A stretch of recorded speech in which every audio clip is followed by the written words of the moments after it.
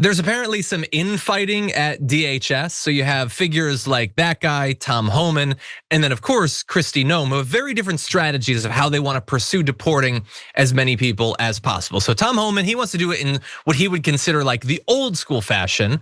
And so he wants to use traditional methods, including police research, to develop target lists and to give priority to people with criminal histories, which should not have to be a thing that you say, but just a reminder to everyone that they claim that's what all of this is about. But the factional warfare, they don't all agree that they should be going after the actual criminals. So you might be wondering, okay, so if that's the traditional way, well, what's the non-traditional way? Well, that's Kristi Noem. And what is her priority? What does she care about? Well, she cares about having her little moment, doing her little hype videos, dressing up, getting her hair done and makeup, taking some photos, maybe some TikToks. It's gonna be fun. And so that's what she wants to do. She wants to do these large attention-grabbing operations like have happened in Chicago that are meant to push migrants to self-deport, I guess, because they're so utterly barbaric that people are like, well, I don't want to go through that. I guess I'll just leave willingly or whatever. And so that's what she wants to do. And so there really are different factions. Homan has the ear of the president and remains influential at the White House, whereas Noem and the guy that she's dating, Corey Lewandowski, have direct authority over personnel and policy decisions. So that could potentially become even more of an open fight, especially if Donald Trump starts to try to rein in Kristi Noem. We'll see. But her tactics are not necessarily getting to the numbers that Donald Trump or the guy who's actually in charge, Stephen Miller, want to see.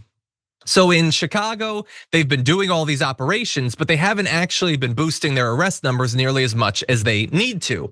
As of late October, ICE and Customs and Border Protection have made 3,000 arrests in Chicago over 2 months.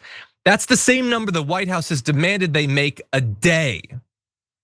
So that's a lot. That's gonna be pretty difficult. And you need to hit those daily numbers if you wanted to be deporting the, I don't know, 10 to 100 million people they think they're gonna eventually deport, JR. What do you think?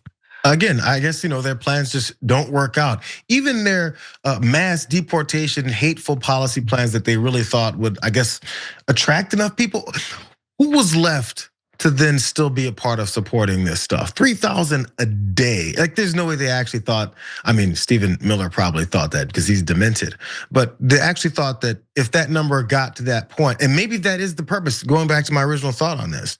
If you're going that hardcore on it, you're going after so many vulnerable, normal folks in this country that the fight would have to be had in the streets. It would be constant. Like they're already trying to get there. But I guess the incentive base is enough. I guess those pullback of those incentives that they dangled in front of these idiots, these Proud Boys faces that before they recruited them over there, it just wasn't enough. Maybe they're running out of gas. Maybe their fat guts don't allow them to run and chase down people enough and they just can't keep up.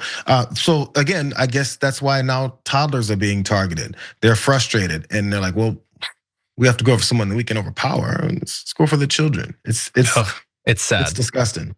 It is.